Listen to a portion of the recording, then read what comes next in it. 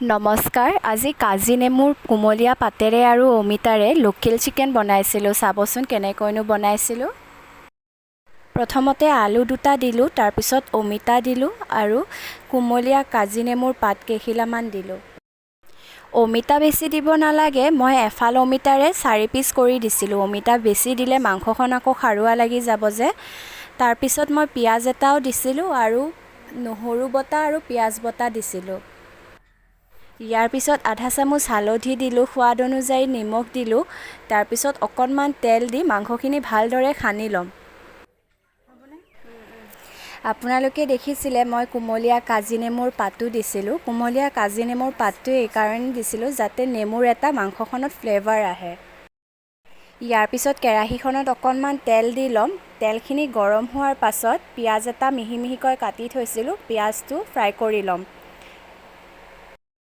পিয়াজখিনি অকণমান ফ্ৰাই হোৱাৰ পিছতে ৰৈ যোৱা নহৰু পিয়াজৰ পেষ্টখিনি দি দিম দি আকৌ ভালদৰে পিয়াজখিনি ফ্ৰাই কৰি ল'ম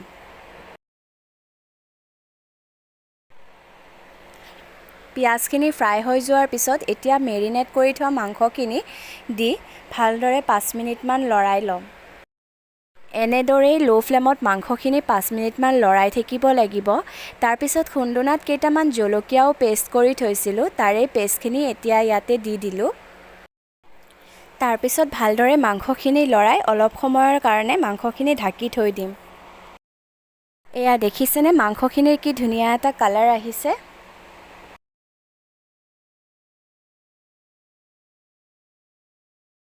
গোটা জিৰা অকণমানো খুন্দুনাত খুন্দি লৈছিলোঁ তাৰে 1 চামুচ এতিয়া এড কৰি দিলোঁ